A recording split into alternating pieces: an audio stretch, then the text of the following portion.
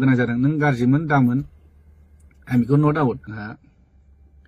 बयजोंबो हांख्रायनानै लाबोजाग्रा मेल मिटिं धर्मनि meeting school college बिथांखौ बयबो बिबुंथि होनो एडभाइस होनो होननानै लिंहरो मटिभेसन होनो लिंहरो मानगोन जोंहा फैला जे बर' गैयारि बिथांनि आं माने खेंफोरथिखौ होनो हादों नागिरदों आरोखि मैया जे आंखौ ससियेल मिडियाआव बिथाङा बुंदों नो डाउट आं जेबो सानाखै बाथ्राया जाहैबाय गराय फाख्रि मुभिखौ लानानै बे खेंफोरथि होदों दा गराय फाख्रि मुभिया आर्ट फिल्म ना कमार्शियेल बिथाङा रजनी बायदि मेडामनावनो थांनानै गावनो सोंहैदो बा फन खालायनानै सोंदो आरोखि आर्ट मुभि ना बा कमार्शियेल मुभि आरो नङाबा सेन्सर अफिसाव थांनानै नायबानो जाबाय जोंनि गुवाहाटीयावनो ज्योति चित्र बनाव दा नैबेयावनो नुगोन आरोखि दा आं बेखौसो बुंनो नागिरदों बेयाव लिरनाय थाखायो सेन्सरनि जितु केटेगरियाव लिरनाय थाखायो दा बिथाङा बेसेबांसिम दिनैसिम सेन्सर बर्डनिफ्राय सार्टिफिकेट लादों लायाखै आं बेखौ बुंनो थाङा दा आं नुवाखैबो बिथांनाव दिनैसिम मोनसेबो सेन्सर फिल्मखौनो नुफेराखै आं बेनाव बिथांनाव आं दिनैसिम 6-7थासो आं सेन्सर फिल्म बानायबाय ओंखायनो नोंदों आं सार्टिफिकेटखौ नोंथांमोननो देखायनो हागोन नैबे अनसुला आफानि 2015आवनो बानायनाय अनसुला आफा बे कमार्शियेल मुभि आरो लोगोसे नोंथां आं खोन्थाबावनो नागिरदों सिमांनि हौवा गोदान सिमांनि हौवा गोदान बिथांमोना बेखौबो नुगोन बेखौ नायबानो नुगोन आरोखि कमार्शियेल ना आर्ट फिल्म बेबो आरो लोगोसे नैबे दं सनानि नखर आंनि 2018नि सिनेमा बेयावबो मिन्थिगोन आरो हिर'नि दं हिर'नि सार्टिफिकेटआ माने बेलेगाव थाबाय आं माबा नायनो मा दङ नांगौबा आं नोंथांमोननो होनो हागोन आरो फिल्मखौ नायबानो नोंथांमोन मोनसिगोन आरोखि थांखि गैयै समाज बेखौबो आं सेन्सर खालायदों आरो लोगोसे थैसाम पार्ट 2नि जितु टिजार बेयाव दङ 35 सेकेन्ड बेखौबो आङो सेन्सर खालायदों आरो लोगोसे नैबे दं थैसाम पार्ट 2निनो ट्रेलार जिथुनाखि डिउरेसना जाहैबाय 249 मिनिट्सनि बेखौबो आं सेन्सर खालायदों जाय माने सेन्सर खालायबा नों हलावहाय ट्रेलारखौबो देखायनो मोना आरोखि आरो नैबे थैसाम पार्ट 2नि जिथुनाखि सेन्सर सार्टिफिकेट बिथांमोना नायबानो नुगोन आरो फिल्मावबो नुखागोन दा बेयावनो गासैबो केटेगरि लिरनाय थाखायो अबे आर्ट मुभि अबे कमार्शियेल अबे एडाल्ट बेयाव लिरनाय थायो आरोखि दा आङो फैला बिथांखौ आं बेखौसो बुंनो लुगैदों दिनैसिम बेसेबां आर्ट मुभिनि सोमोन्दै बेसेबां नलेज दं आरो कमार्शियेल फिल्मनि सायाव बेसेबां नलेज दं आं बेखौ बुंलायनो गोनांथि गैया गावनो फिल्म मेकार हिसाबै गुगोलाव थांनानै सार्च खालाय आरो फिल्मनि माखासे लेखाखौबो बिथाङा नायनो हागोन आरोखि आं बेखौसो बुंनो लुगैदों आरोखि दा बेखौ लानानै बिथाङा दान्थे बिदान्थे जादों आंजों नायथों आरो मैया सपन बिथाङा शाहरुख खाननि मोनसे मटिभेट माने मोनसे स्पेसखौ होदों आरो आर्ट फिल्मा माबायदि जायो कमार्शियेला माबायदि जायो बिथाङा बिनि जितु पेजआव बा माने ग्रुपआवबो शेयार खालायदों बिथाङा आंबो शेयार खालायना होदों बेखौ नायबाबो मोनसिगोन कमार्शियेल फिल्मा माब्रै आर्ट फिल्मा माब्रै आरोखि बे मोनसे थांबाय आरो मोनसेया जाहैबाय जयन्त नार्जारिनि खोथाखौ लानानै बुंदों दा जयन्त नार्जारिखौबो बिथाङानो गावनो डिसिसन खालायनानै जुरि मेम्बाराव सोबाय न डाउट सोदों जेबो नङा खिन्थु जुरि मेम्बारनि हिसाबै एज ए बैसो हिसाबै 50 बा 60 प्लास जानांगौमोन आरो बिथाङा दा प्रेजेन्टआवनो एक्टिभ आर्टिस्ट रुल एक्टिं खालायबाय थायो आरो बिथाङा दिनैसिम मोनबैसो सिनेमा माने डाइरेक्सन स्ट'रि स्क्रिप्ट लिरदों आं बेखौ नुफेराखै खमसे खम मोनबा 6थासो डाइरेक्सन स्ट'रि नलेज थानाय जानांगोन आरोखि दा जों जिथु नुबाय जों जिथु फिल्मनि जिथु लेखाफोर थायो नालाय बेखौ जों फरायना मोनदों गुगोलाव सार्च खालायबा मोनगोन आरोखि आजिखालिथ' गुगोलाव थाजोबो दा गावनो हारसिं डिसिसन लाबाय बेखौबो सोबाय बेथ' जानाङामोन आरो बाथ्राया जाहैबाय आंनि दा थैसाम 2 मुभिनि जितु बेस्ट डाइरेक्सननि जितु आङो नमिनेट मोननांगौमोन बेखौ मोननाय मोननि खारना जाहैबाय आङो जितुनाखि एवार्डनि साननैसो बा साननै सिगाङावनो आं मिन्थिबाय जे जुरि मेम्बारनिफ्रायनो खोथाया बेलेग आउट जानाय जोंबो मानसि दं जोंनिबो माने जोंखौबो मोजां मोनग्रा मानसि दं बिथांमोनानो बुंबाय जे रबि नार्जारिनि कपि सिनेमाखौ जों नाया एवार्ड होआ होननाय बेखौबो गावसोरनो बुंना लाबाय आरो न' डाउट नायाबा जेबो नङा आंनि 3000 जितुनाखि एवार्डनि नामाव फिस लायोमोन बेखौबो लानांगौ हरफिननो हायोमोन नाया होननानै हरफिननाङो आं जेबो गाज्रि सानामोन दिनै मानो नोंसिनिफ्राय खोथाया लिक आउट जाबाय थाखो नैबेनि थाखायसो आं बिबुंथिखौ होनो गोनां जादों आरो मेन बाथ्राया मोनसे खोथाया जाहैबाय फैला MCLA जिथुनाखि जयन्त नार्जारिया गावनो एक्टिं खालायदों बे सिनेमाखौ बियो पार्टिसिपेट खालायनो होआखै होनदोंमोन हा माने हराखै जाहैदों दा हराखैब्ला नैबेखौ नायदो नैबे मेगाजिन बे मेगाजिना थांनाय नैबे 6थि सेरेमनि एवार्डनि थाखाय बानायनाय आरो दा बेयावनो रोखा दं नै रायजोफोर नाय फैला MCLA सावथुनखौ नायदो नोंथांमोना बेयावनो नुबाय आरोखि दा फैला MCLA सावथुना बेयावनो रोखा रोखा 6थि फिल्म एवार्डआव पार्टिसिपेट खालायनाय दंखाथारो होमबा मा हिसाबै बेयो आंनि सिनेमाखौ आं पार्टिसिपेट खालायाखै होनो हागोन जेबो साना माने खोथाया बेहा बुंबानो जायो नालाय टेलेन्टेड मानसिनि आरो मटिभेसन होग्रा जायनाखि स्कुल कलेजाव बिथांखौ मटिभेसन खालायनो स्पेस होनो बिबुंथि होनो माने लेंहरो नालाय आलासि हिसाबै बे माने बे थगायनाय मानायखौ जेबो साना माने बा माने जेबो साना आरो सोरखौबा मोसा लख्रा सैमा बा सोरबा बोरमा बे बुंनाया बेहा जेबो साना माने बिनि बुंनांगौ मटिभेसनसो माने गथ'फोरखौ बिदि स्पेस होबोयै जादों आं खोनायाखै खिन्थु आं बे साननाय आरो आंनि दा साननायाव आं बिदि नुहुरदों आरो माने गथ'फोरखौ बिदि मटिभेसन होबोयो नामा बेबा स्पेस होफैयो नामा नैबे आरोखि दा आरो मोनसे भुल खालायबाय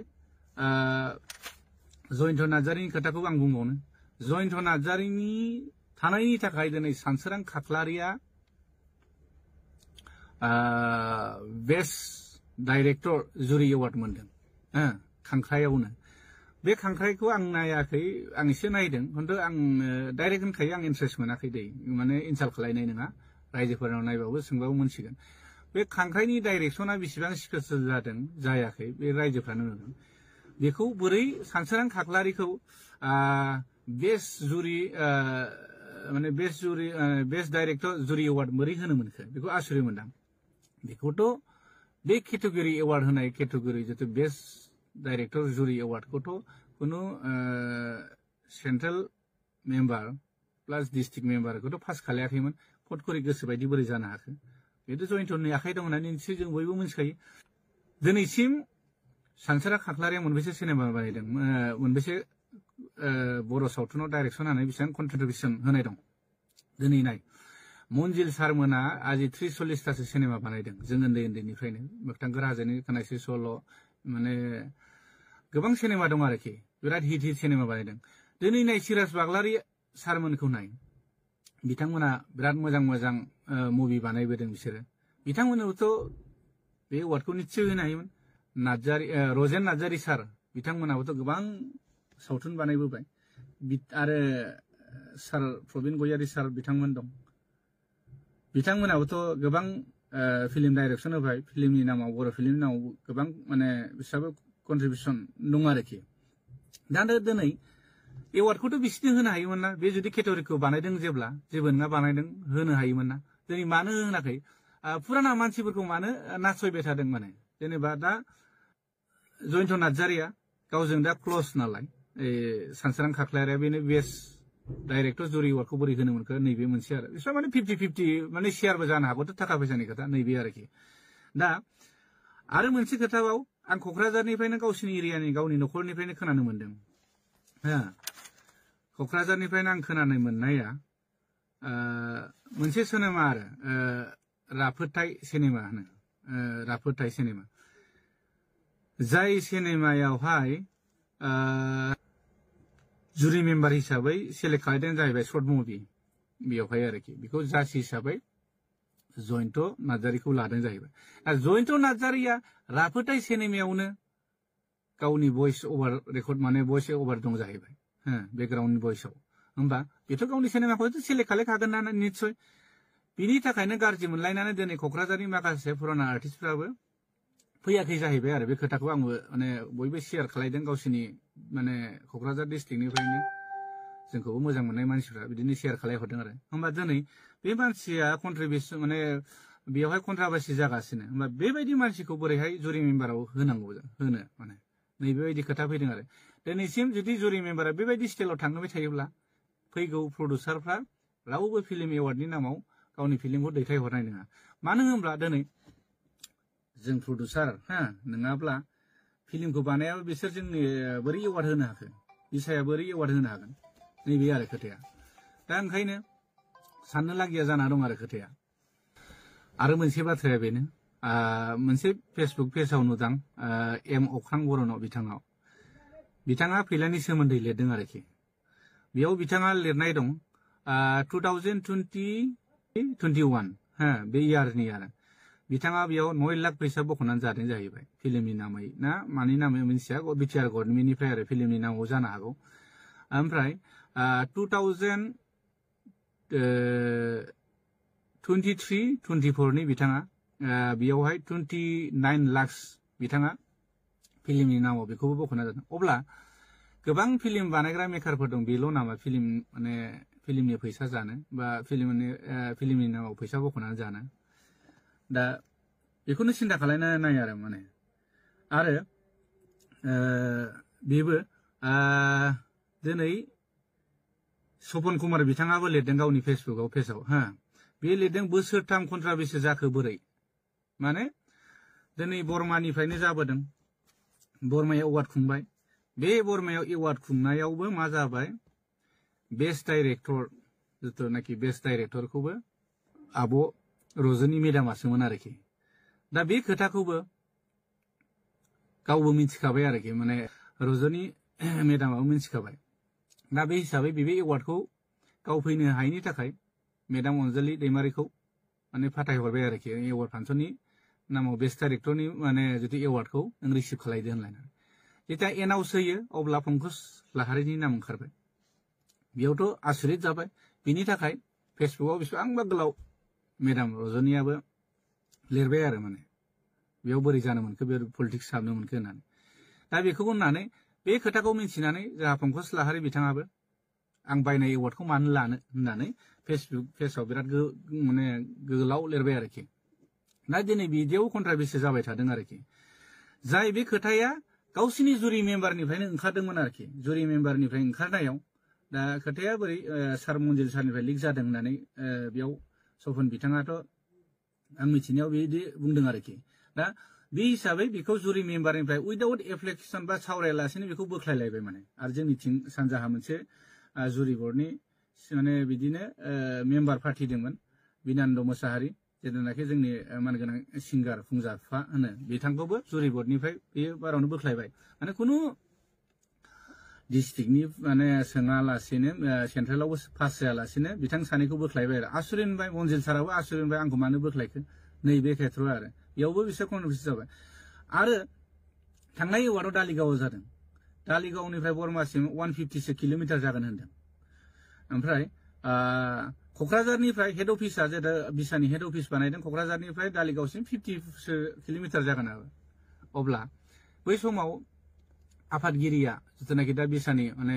रानिं जिथु आफादगिरि मानगोनां फुंखा महिलारि सारा बिथाङानो जायगा होखाबायमोन जाहैदों दालिगावनो नायनो नायालासिनो बर्मायावहाय जोंहा सेक्रेटारि गुरु पबित्रनि स्टुडिअ नायफैबाय बेयावबो बिदिनो जाबाय आरोखि दा देग्लायबो नै दा गावसिनिनो जिथु बर्मायाव जानो गोनां जिथु गुवाहाटियाव जानो गोनांमोन बे बुस्थुआ गुवाहाटिनिफ्राय बेसेबांबा डिस्टेन्सआव होमबा गुवाहाटियाव जानो गोनाङाव गुवाहाटियावथ' नायनो हायोमोन बा क'क्राझार माने दिनै बर्मायावल' मानो नायबाय थाखो दा एखे लोगोयै बेयावनो जुरि बर्डनि मेम्बार थाबाय सोरनिबा फिल्म गोनांबो मानसिफोर थाबाय बेयावथ' बे निस्सय बे जाखागोन बे निस्सय जाखागोन आरो खोनानो मोनबावदों जोंनि केसेट हैग्रा गथ'फोरनिफ्राय जों खोनानो मोनदों सिनेमाया ओरै प्ले जाबाय थायो फारसेथिं जुमाय ज' ज' लोंलायबाय थायो ओरै होननासो खोनाबावदों आरोखि आं खोनानायसो बेसेबां सैथो खिन्थु केसेट हैग्रा गथ'फ्रा बे बाथ्राखौ बुंदों आरोखि माने जोंनि प्रडिउसारफ्राबो खोनानानै गाज्रि मोनदों आरो बेनिखायनो सपन कुमार बिथाङाबो दोरदनाया बेफोरनिफ्राय जादों आरो दिनै फुराना मानसिफ्रानो दोरोदलांगासिनो आरो फुराना मानसिफोरखौ दिनै बिसोरो सनमान होनो हायैया माने बिराद दुखुनांथाव बाथ्रा जादों आरो जेनेबा बे आरोखि दिनै जोंहा मानगोनां सेक्रेटारि गुरु पबित्रआ बोसोरथाम दिनै जों 6 बोसोर जाबाय बे रानिं जानाया खिन्थु बिनि सिगां मा होनो कर'नानि जिथु सुबिदा उसुबिदानि थाखाय एवार्डखौ फाथिनाय जायाखैमोन खिन्थु रानिं दा कन्टिनिउस बोसोरथाम फाथिबाय बर्मा दालिगाव गुवाहाटि बेयावबो कन्टिनिउ माने गालाय गुजायानो जोबा आरो अब्ला आं बेखौसो बुंनो लुगैदों माने जोंनि मानगोनां सेक्रेटारि बिथाङा बेबायदि गालाय गुजायाव मानो बरनाम लाबाय थाखो गावखौ दिनै नोंखौसो बयबो दुसिदों हा रिजाइन हो साल्ला थुला दिनै नोंनि दैदेनाव बिदि जादों होननानै बयबो बुंसोलायदों हा दा अब्ला होमबा बुला सोरनि जाना थांगासिनो दिनै नोंसिनि दैदेनाव बिदि जाना थांदों सिगाङावहाय जिथु सारदि प्रग्राम सियारिनि दैदेननाय समाव बिदिथ' जाफेराखैमोन उनु गुलाय गुजाय जाबाय बिराद मोजाङै थांदोंमोन आरोखि नैबेखौ नुदों आरो दा बुस्थुआ जाहैबाय माने खोथाया जाहैबाय आरोखि बेफोर गासैबो फैलानि आखाइ दंजोबो आरो जेरै बिटिआर गभर्नमेन्टनिफ्राय जेथा फैलाया मानगोनां फैला सारा आरोखि जे फैसाखौ बे बख'बासो आर्टिस्ट सेसनाबो एवार्ड खुंनो हागोन नालाय बे सिस्टेमै जाहैबाय आरो ओंखायनो फैलानि फिदिंनायाव माने मोसाबाय थानांगौ गोनां जादों माखासे जोंनि दैदेनगिरि बिथांमोना मानो होनोब्ला फैलाया फैसाखौ होफैयाबानो बे एवार्ड फांसन खुंनो हाया नालाय खिन्थु नैबे भुल जादों आरोखि भुला मा जादों जेखि गभर्नमेन्ट फैया मानो बिटिआरआव गभर्नमेन्टआथ' सोलायबाय थानो हागौ पार्टिया सोलायबाय थानांगौ न' डाउट खिन्थु बेयाव जोंहा मोनसे जिथुनाखि फिल्मनि मोनसे केटेगरि थाखायो बेयाव इएमबो थाखायो फिल्म लाइननि जिथु कालचार इएम फिल्म लाइननि इएम बिथांमोननो जों बेखौसो प्रप'जल होनांगौ जे जेखि जाया सरकारा फैया मानो जोंनो बोसोराव बोसोरनि हार माने बारायनाय खमायनाय बेसेनखौ लानानै जोंनो इसेखिनि मोनसे प्रप'जाल जोंनो एवार्ड फांसननि नामाव होनांगौ बे फांसनखौबो जिथिया पास जाखांनायनि उनावसो फांसनखौ खुंनांगौ सोरनावबा दाहार लानानै खुंनाय बेथ' खुनु जुक्ति जायाखैना दाबोथ' टाइम दंमोन ना खुंनो जेनाखि दिनै बिसाया हाखु दाखु बे फांसनखौ खुंनो हादोंब्ला फैगौ एवार्ड फांसननि थाखाय दानिफ्रायनो थाबायनो हायोना दिनै बिसाया मैया दाख्लै एवार्ड फांसन खुंबाय मोजां जादों फांसन खुंनायखौ जों बयबो गोजोननाय मोनदों मानो होनबा जोंनि फैगौ जेनेरेसननि जोंनि आर्टिस्टफोरा जिथु आपग्रेड माने कम्पिटिसननि सायाव सोनारो नालाय बेबो थांबाय दिनै एवार्ड फांसन खुंनायनि उनाव गाबोन समफोरनिफ्रायनो बिसाया सिरि दिनैसिम खै बोसोर जाखो बिसाया जेनेबा दासिमबो जेबो डेभेलप नुहुराखै आरो बे बाथ्राखौ माने नुगासिनो आरोखि बै माने एवार्ड फांसनाव फैसा थाखानि खोथा थाहैबाय नालाय बेयाव थैसोमथारो आरोखि हा ओमफ्राय उनावबायथाय जिथुनाखि मावलांनांगौ हाबा आर्टिस्टआ बोरै सोलिनांगौ हा सिंगारफ्रा बोरै सोलिगोन आरो प्रडिउसारफ्रा फिल्म बानायनानै बोरै फैसा मोनफिनगोन मार्केटआव बेखौबोथ' सिन्था नुहुरनांगोन आरो मोनसे आं भुलखौ बेखौ नुहुरबाय थादों आरोखि दा जोंनियावथ' ओरैहाय आसामाव जोंनाथ' पारमिसन लालायनाङा डिसिनि सिनेमा देखायनायाव खिन्थु दा जेरै बिटिआरआव जिथु सिनेमा देखायनायनि मुङाव डिसिनाव पारमिसन बा डिसि बा लकेल थानायाव पारमिसन लानांगौ 5,000 खरै अनलाइन ना मा बे सिस्टेमै थाङो आरोखि दिनै गावनि लकेल एरियायाव सिनेमा देखायनो थाखाय जों बोरै पारमिसन लानो गोनां जाखो नैबे खोथा फैदों आरोखि बेखिनिखौथ' जोंनि मानगोनां बिसानि बा जिथु बिसानि जिथु जोंहा एसोसिएसन दं हिसाबै बिसायानो हेन्डेल खालायनांगौमोन जे जोंनि लकेल सिनेमा दिन्थिनायाव नोंथांमोना इसिबां रां लानो मोना लाबाबो मिनिमाम मेक्सिमाम माने 5,000आ बहुत बांद्राय आरो बे कमिटिया माने लस जानाय जायो आरोखि आं बेखौ नुहुरदों आरो बेफोरखौ जों मावनांगौ हाबाया बे बिसानि निस्सय बेफोरखौ नायनांगौ प्रडिउसारफ्रा मार्केटआव मा सोलिदों मा सोलिया बेफोरनि खोथा साननांगौ जादों एक्टर एक्ट्रेसआ बोरै फिउचाराव फिल्मजों जानो हागोन बेखौबोथ' साननांगौ गोनां जादों बेखौबोथ' साना एवार्ड फांसन खुंबाय बेनिफ्राय थांबाय आरोखि आरो मोनसे खोथा दा दाख्लै एवार्ड सेरेमनियाव होनदों जोंहा मानगोनां बिटिआरनि जिथु सिबा बुंलांदों 50 लाखसनि बाजेट होनदों दा 50 लाखसनि बाजेट खुंनो थांनायाव जा जोंनि माने डिस्ट्रिक्टनि जिथु जा 16टा डिस्ट्रिक्टनि मानगोनां आफादगिरि नेहाथारियानो बे बाजेटखौ मिन्थिया आरोखि दिनै बयबो एवार्ड सेरेमनि होननानै जेनेबा बिटिआर सरकारा होदों होननानै बयबो लैहोर थांदोंमोन मिनि खुसि रंजा गारि भारा लाना होननानै सोरबाथ' जेनेबा फ्रायानो जोंनि मानसिया पार्सनेल गारि गैया नालाय भारा लाना थांनो गोनां जादों दा बे हिसाबै खुसि थांबाय माने भारा मोनखागोन गारि भारा हरखागोन हिसाबै थांबाय जेब्ला फांसना जोब्बाय फोरसा खारबाय बेबायदि खोनादों आरो बिबानगिरिफ्रा खुनु सोर फैदों ना सोर गारि भारा मोनदों बेखौ मिथिया आंथ' कार्बि आलं पार्टिनिफ्राय खोनानो मोनदों बिसोर ट्रेभेलार लांदों पार्सनेल गारि गंसे ना गंनै लांदों टटेल 35,000सो खरस जादों आरो बिनि गेजेराव बिसोर मा हरदोंनो 6,000 दा बिथाङा जाय फैसा लाग्रा हरजाग्रा बिथाङा दुखुजोंनो माने मा खालायगोन मा मागोन होननानैसो सिन्था खालायबाय आरोखि ओमफ्राय बेबो मोनसे दुखु मोननानै फोरमायलांबाय कार्बि आलंनि पार्टियाबो बिदिनो गफुरनिया गारि गंथाम लांदों बिसोरो गारि गंथामजों 11,000 थाखा हरदों जाहैबाय बेयावबो बिसोरबो दुखु मोननाय खोनादों दिनै बुंनोसो हायाखै बिसोरो आरो बिदिनो क'क्राझार पार्टी दं ओरै बिथां मिथुराम फंबायाबो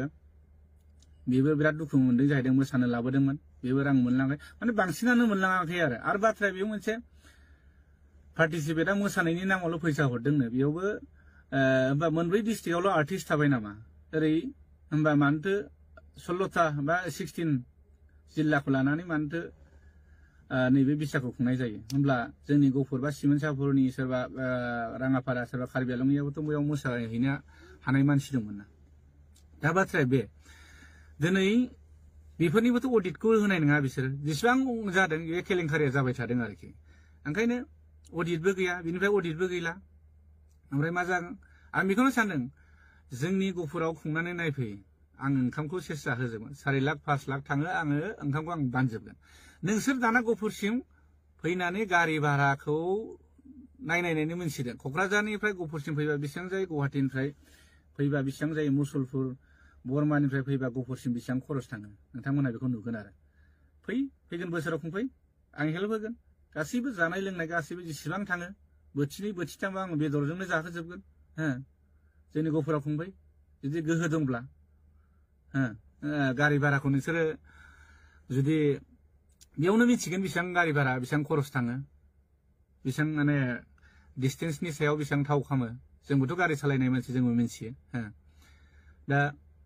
बेफोरखौ लानानै माखासे डिस्ट्रिक्टनि मानगोनां आफादगिरि नेहाथारिफ्राबो दुखु फोरमायदों बिसोरथ' होनदों माने बेबायदि आफादाव थाबाय थायोबा माने आफादखौथ' जों गाज्रि मोना बिसाखौ खिन्थु माखासे दैदेनगिरिनि बेले बेजेयाव जाबाय थादों मेन टारगेटआ दा फैलाया आर्टिस्टखौ फिदिंबाय थायो माने फिदिंबाय नासय माने मोसाहोबाय थायो जेरावनाखि दाख्लैयो गुवाहाटीनि एगजिकिउटिभ मिटिंआव बे गावनो बुंनो गोनां जादों फैला सारा जे बिसायालायनो सोरबा फैलानि आन्दारावल' सोलिबाय थायो आरो निस्सय दिनै बे बाथ्राया नोंगौखायसो बे बाथ्राखौ बुंदों नों खोमायाव खोनानो मोनदों दा बेबायदि नोङो सासे बेसेबां बयजोंबो मान होजायो बयजोंबो सन्मान होजायो बयजोंबो नोङो स्कुल कलेजाव नोंखौ धर्मनि मिथिङाव बिबुंथि होनो लिंहरो अब्ला नों बेबायदि गाज्रि मुंखौ लास्लायस्लाय बे आफादावहाय मानोथो लोब्बा थानो एक्टर हिसाबै एक्टिं खालाय नों बिसायावलाय माथो नांथाबबाय थादों दिनै थाखा फैसानि थाखायसो नांथाबबाय थादों आं बेखौ दिनै सिदा बुंनो गोनां जादों नों गाज्रिमोन दामोन आं बेखौ नट आउट दिनै नोंनि थाखायनो बयबो जाजोबदों होनना बयबो दिनै बुंनो हायियावसो बुङाखै माने आरो फैगा माने माखासे बिथांमोनाबो बुंगोन दिनै नों बुं आं बुंनायखौ गाज्रि मोननाङा नों फैला सार दा बाथ्राया जाहैबाय गासिबनावबो लटारि गेले नोङो रावबोथ' डाइरेक्ट नोंखौ बुंनाय नङा नोंखौ बिबाननिफ्रायबा नोंखौ नैबे एवार्ड फांसनाव हाबसननाङा होननानै बुंनाय नङा नों लटारि गेले बयनिबो डिस्ट्रिक्टनि मानगोनां आफादगिरिफोरनि बिसोरनिफ्राय भटिं ला आंखौ मोजां मोनगोन ना मोना फैलाखौ मोजां मोनगोन ना मोना होननानै आरो जोंनि दा सालायनायखौ मोजां मोनदों ना मोनाखै बेखौ माने दाबो नों भटिं सिस्टेम नङा लटारि सिस्टेम गेले अब्लानो नोंनि रिजाल्टखौ मोनगोन सोर साबैसेया नोंखौ दिनै नोंनि बेबायदि एवार्ड फांसननि मुङाव बा फिल्मनि नामाव थाखा माने खालामनानै जाबाय थानायखौ आरोखि नों थांनाय बारावबो नोङो आदा मैथाखौ बिराद गाज्रि बुंहरदों जुमाय लोंनानै नोङो बेबोथ' बिराद दुखु मोनना थादों सानजानि हिसाबै दिनै सानजाहा प्रबिन बसुमतारिया बिथाङा गासैबो बिनि दैदेननायाव बेसेबां फिल्म बानायदों बे सिमोनसापुरि धेमाजियाव बिथांनिफ्राय सोरजिनाय दिनै जोंनि गफुराव नाय जोंनि गफुराव जों जिथु फिल्माव जोंहाबो बहुत कन्ट्रिबिउसन दं दिनैसिम आं 20टा 30टा बानायबाय जोंनि प्रबिन बसुमतारि आंनिनो लोगो बिथाङाबो बहुत सिनेमा बानायबाय बिथांमोनाबो बिराद दुखु फोरमायदों नोंसिनि सायाव बेबायदि दैदेनगिरि थायोब्ला जोंनि बिसाया जोबस्रांलांगोन आफादखौथ' जों नांगौ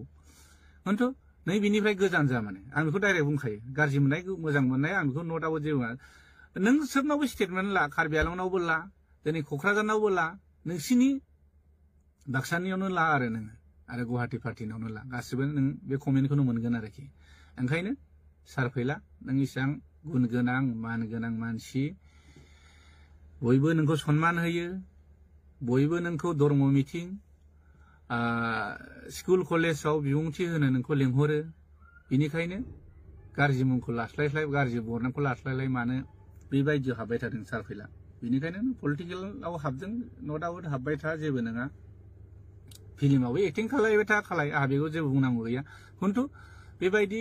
हाबनानै नों जेंलागायबाय थाना आं बेखौ बुंनो लुबैदों आरो नोंनि सायाव माने आरो मोनसेथ' नों बिराद गिदिर भुल खालायदों दाख्लै जितु एवार्ड फांसनाव जितु जिरायनाय सिटआव आरो मानगोनां गिबि बर' फिल्मनिनो जितु बयजोंबो माने फार्स्ट बर' फिल्म आलायारन जितु एवार्ड मोननाय सिनेमा बिनि नों एक्टर मानगोनां जोंहा अमर नार्जारी सार जितु जों गोमबोर होनना मोनथियो बिथांनि पार्टि आरो बेजों लोगोसे बिथांखौथ' नोङो जिरायनाय सिटनिफ्राय माने एसे गोजानाव माने बेलेगथिं जिरायहैथिं होननाथ' नोंथ' साइड खालामदों बेखौथ' जोंखौ नुग्रा मानसि दं दा साराबोथ' बिराद माने दुखु मोनलांदों आरो माने बिसोरो जोंनि माने गुरु होननानै सानना लानांगोन जों अमर नार्जारी सारमोनखौ जोंनि बर' सावथुन मुलुगाव बिसोरनो फार्स्ट लामा देखायजेननाय आरो दा बिसिनि जायगाखौ नोङो आलासिफोर फैदोंमोन महिलाफोर बिसोरफोरनि थाखाय नोङो सिटखौ माने अमर सारमोनखौ बोखांनानै नों जिरायहोदों बेबोथ' बिराद लासिंसिं मानसिफ्रा उननि थाग्राफ्रा नुदों बेखौबोथ' बिराद सावरायसोदों ओंखायनो बयखौबो रेसपेक्ट होलायनांगौ जों नोंसोरखौबो रेसपेक्ट होगोन नों रेसपेक्ट होबासो रेसपेक्ट मोनगोन नों गावनो जुदि रेसपेक्टखौ जानानै लायोबा गावनि रेसपेक्टखौ बुजियाबालाय जोंलाय माथो होनदों जोंथ' फिसा मानसि जाहैबाय नोंसोरथ' बहुत टेलेन्टेड मानसि जाहैबाय गोरों गोरा बयजोंबो गोरों गोरा धर्म मिथिं स्कुल कलेज बयजोंबो नों मटिभेसन बा स्पेस बा आलासि महरै नोंखौ बुजायनो थाखाय स्पेस होलांनो थाखाय बयबो हांख्रायो जाहाथे उनाव नेक्स्टआव बिदि जाया बेनो आरोखि ओंखायनो आं बिसायाव बेखौनो गुरै खावलायनो थायो दिनै बिसायाव बेबायदि दैदेनगिरि थाबाय थायोबा बेले बेजेया जाबाय थागोन नोंसोर थाबैनो जयै सावरायनांगौ सावरायनानै माखासे बिबानगिरिखौ माने सोलायनांगौ आरो मोनसे खोथाया नैबेखौ आंबो नुहुरदों जेसास खेरखातारि बिथांनिसिम आं फंनैसो बुंनो नागिरदों दिनैसिम जितुनाखि एवार्ड माने सेरेमनि होजेननायनिफ्राय बिथाङा मेगाजिन सेक्रेटारि ओरैनो थामसा हिसाबै बोसोरथाममोन बा मोजां मावनायनि थाखाय बिथांखौ 6 बोसोर होबाय दा दिनैसिम सेरेमनि एवार्ड सेरेमनिया होनायनिफ्राय दिनैसिम 8 बोसोरसो बिथाङानो सेक्रेटारि जाबाय थाबाय अब्ला जेसास बिथां बायदि माने मोजां मानसि खामानि मावनो हाग्रा मानसि गैयामोन नामा जोंनि बिसायाव बे माने सावथुन मुलुगाव बिथाङाबोथ' मेगाजिन सेक्रेटारिनिफ्राय माने सोलायनांगौमोन गावनो निस्सय साइड जानांगौमोन मानो होनब्ला आं खोनाबाय थादों आरो दिनै बुंनो हायाखै रावबो मानसिफ्रा गासैबो डिस्ट्रिक्टनि आफादगिरि नेहाथारि आरो गासैबो आर्टिस्टफ्रा बुंदों जेसास खेरखातारियालाय माने मेगाजिन डाइरेक्टर जानो मोनखो मानसियानो गैलामोन नामा दिनै बुंनो हायाखै आं नोंथांनि सिगाङाव दिनै नैबे ससियेल मिडियानि सिगाङाव बुंनो गाज्रि मोना आं बुंनायखौ आं नोंनो बुंनो होदों बेबायदि मालायजों रायखुमा जास्लायस्लाय नोंथाङा बे डिपार्टमेन्टनिफ्राय निस्सय गोजानाव जा आर्टिस्ट हिसाबै आर्टिस्टआ आरो बेलेग बिबानबो लानो हायो नैबेखौ नुहुरदों आरो गलटियाथ' नों खालायाखै नोङा खालायदों आंनि मुभिखौ नोङो थैसाम 2खौ नोङो गावनो हाई क्वालिटिनि नोङो रिजोलुसननि माने पिक्सार क्वालिटि बिहरबाय पस्टार होनो होननानै बेखौबोथ' नों होआखै बेयावथ' गोरोन्थि बयबो मानसिफ्रा आंनो खोन्थाहरजोबदों बेबोथ' बिराद निस्सय आरो पलिटिक्स खालायनोबा इसेबां बिदि खालायद्रायनाङाब्ला डाइरेक्ट होना माथो आंथ' सोरनिबा फैसा लानानै सोरनिबा माबा लानानै आं सिनेमा बानायखायनो आंनि फैसाजों आं बानायदों दिनै आं बुंनोबो हादों दिनै आं बे बुंनो हादों दिनै आंनि सिनेमाखौ आं रायजोफोरनि गोसोखौ गोजोन होनो हानाय आं सिनेमा बानायदों हिसाबै रायजोफ्रा आंनि सिनेमाखौ अनसायदों बेबायदिनो आं 60 लाखनि बाजेट खालायनानैब्लाबो गावनो नाजानानै मार्केटाव थानानैबो 98 लाख मानसि माने रां खामायनायाव आंखौ रायजो राजाफ्रा मदद होदों आं बेखौसो साबायखर बावो जोंनि रायजो राजा नायगिरि बिथांमोना बर' सावथुनाव बा सावथुन मुलुग बा आंनिल' सावथुन नङा गुबुन सिनेमाफोरखौबो नायनो थाखाय आं खावलायो नोंथांमोन जेनै नायनानै जे नोंथांमोननिफ्राय एसे एनै कन्ट्रिबिउसन फैसा मोननानैसो जों मुभिखौ बानायफिननो हायो आरोखि आं बेखौनो जोबोद साबायखर बावनो थायो जोंनि नायगिरि बिथांमोननिसिम आरोखि बे आंनि गोजोननाय थाबाय दा आरो मोनसे बाथ्राखौ आं बुंनो सानबावदों मानगोनां जोंनिनो माने बयनिफ्रायबो जुनियरसिन जिहेतु जोंहा गिबि नेशनेल एवार्ड बान्था मोनलायनाय मानगोनां जोंदाव बड'सा सारा दाख्लै स्पेसाव मोननैसो बाथ्राखौ आं एसे बुंनायखौ खोनानो मोनदों बाथ्राया बुंदों बिथाङा जोंनि बर' सिनेमाया दिनै गुवाहाटि बायदि कलाक्षेत्रआवहाय एवार्ड सेरेमनि होलायनो हाबाय बे गोजोनथाव बाथ्रा खिन्थु बिथाङा बुंदों मार्केटआ जोंना इन्टारनेशनेल नेशनेलआवबो बाहागो लाहैनो नांगौ जाहैदों आरो दा इन्टारनेशनेल होननाय लोगो लोगो इन्डियानि बाहेरायाव जायो दिनै नेशनेल होननाय लोगो लोगो इन्डिया बाहेरायाव माने इन्डियानि गेजेरावनो जायो इन्डियानि सिङाव जायो दा दिनै जोंनि गावनि मार्केटखौ जोङो गावनि स्टेटआवनो देखायनो हायाखै गुबुननि स्टेटआथ' बादबावनो दोन इन्डियानि बिथोरावनो आरो इन्टारनेशनेलनि खोथा बुंनो आरो दा बिथांखौ आं बेखौसो बुंनो लुगैयो जोंदाव बड'सा सारा दिनैसिम मोनबेसे सिनेमाखौ बानायखो जेनेबा मोनथाम मोनब्रै बा मोनबायानो बानायबाय प्रडिउसखौ दिनै मोनबेसे बिथाङा खालायखो प्रडिउस खालायनानै जे गावनि फैसा गारनानै बेसेबां जे सिनेमा बानायखो आं बेखौ नुवाखै आरोखि बाथ्राया आं बेखौसो बुंनो सानदों दिनै गाव प्रडिउस खालायबा मिथिगौमोन फैसाया माबोरै रिटार्न फैयो अब्ला मिथिगौमोन आरो दिनै जोंनि सिनेमाखौ जों मा खालायनांगौ गोनां जायो गोदोथ' बेयो जोङो मा मिथिं दावथिङाव जों केसेट फानलाबोनो गोनां जाबोदों आरो बिसोरजों जोङो बर' सावथुननि थाखाय जों नांसोबनाय मानसि आरो दा जिथुनाखि जोंनि मुभिखौ जोङो दा देखायनो जोंहा प्लेटफर्म गैया सिनेमा हल गैया मा गैया दिनै दंब्लाबो खोब खम आरो माने एरियायावहाय दिनै बङाइगाव क'क्राझार टंला बायदियाव जा बर' एरिया जायो खिन्थु दा मार्केटआ बेसेबां गिदिर बेखौथ' नायनांबायना जों गावनि एरियायावनो आसामावनो जोङो जोंनि सिनेमा हलावनो देखायनो हायाखै माने इन्टारनेशनेल खोथा बा नेशनेलनि खोथा सानखो दिनै जोंनि फिल्म बानायग्राफ्रानो दिनै बेबायदि सेन्सर बर्डनि सार्टिफिकेटखौनो लाफेरा बांसिनानो बहुत खम होमबा बेखौ लाबासो नों हलाव देखायनो मोनगोन बा गुबुन स्टेटनि हलावबो देखायनो मोनगोन अब्लासो नों इन्टारनेशनेलाव थांनो मोनगोन दा बेफोरनि खोथाखौथ' जोंनि जुरि बर्डनि जिथु मानगोनां जोंदाव बड'सा साराबो साननांगौमोन आरो दा उफाय गैया जों मा खालायनो गोनां जों फुजायाव जोङो मुभिखौ देखायो बे फुजा समाव मा जायो बोथोरा गाज्रि अखा हायो थांनाय बोसोरावबो थांनाय बाराव बहुत मोजां मोजां सिनेमा ओंखारदोंमोन बिथांमोना बिराद लस जानाय ओंखारदों प्रडिउसारफ्रा बाजेट गिदिर गिदिरनि सिनेमामोन दा नैबे आरोखि जोंहा हलनि गोनांथिया बे आरो दा जोंनियाव हला 6था ना मोनबा हल जादों होनदों रौता ओमफ्राय बागानपारा सिमला ओमफ्राय रुनिकाटा सेरफांगुरि बिदिनो 6था ना मोनबा हल खुलिदों दा नैबे जोंनि हलावबो जोंनि सिनेमायाथ' देखायनो मोननाय नङा मानो देखायनो मोना होनबा जोंनि आर्टिस्ट एस'सियेसननि सार्टिफिकेटखौ लानानै बे सिनेमाखौथ' देखायनो मोना मानो होनबा जोंनि आर्टिस्ट एस'सियेसननि सार्टिफिकेटआ जेबो भेलुआनो गैया जास्ट जों जेनेबा मोनसे बिसानि बा मोनसे ससाइटिनि आन्दाराव होनायसो जों लायो आरोखि दिनै बेफोरबायदि सेन्सर बर्डनि सार्टिफिकेट गैयाब्ला सिनेमा हलाबो दिन्थिनो होखाया आरोखि होमब्ला गावनि सिनेमाखौ गावनि जायगायावनो देखायनो मोनाब्ला होमबा मा जानो नैबे आरोखि ओंखायनो आं बेखौबो बयखौबो बुजायो जोंनि प्रडिउसारफोरखौ बयबो सेन्सर खालायनि नामावथ' बारा थाङा 30,000 40,000 डिउरेसननि सायाव बारा 50,000 आरो होमबा बेफोरखौ गारनो बानानै नोङो गावनि सिनेमाखौनो अपेनलि देखायनो हाया गुबुन स्टेटआवबो देखायनोबो नों गिलं गिलं बेबायदि जायो आरोखि दिनै आं जेरै हायद्राबाद सिनेमा हलाव देखायदों बेंगलराव देखायदों डिमापुराव देखायदों इटानगराव देखायदों बेबायदि देखायहैनो हानाय नङा आरोखि खिन्थु आंखौल' आं बुंना लादों जादों बे नङा आंनिबो भुल जागोन खिन्थु आं बेखौसो मटिभेसन होयो आरो जोंनि जेना प्रडिउसारफोरखौ जाहाथे लस जानाङा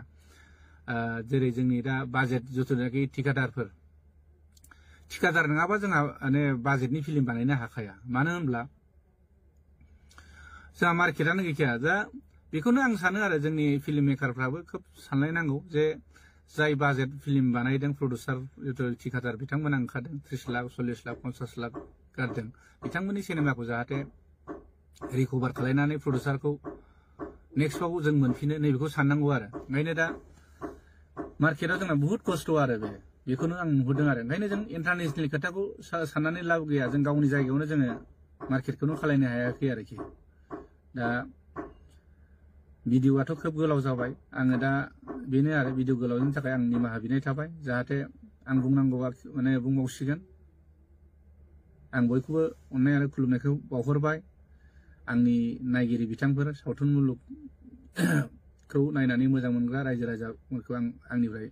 फिन आरो खुलुमनायखौ बावहरबाय बेयाव माबाफोर गोरोन्थि जायोब्ला निमाहा मोनगोन आं खुलुमनाय थाबाय जै बर' हारिनि बर' नायगिरि सावथुन मुलुग नायगिरि बिथांमोना बयबो जै जाथों।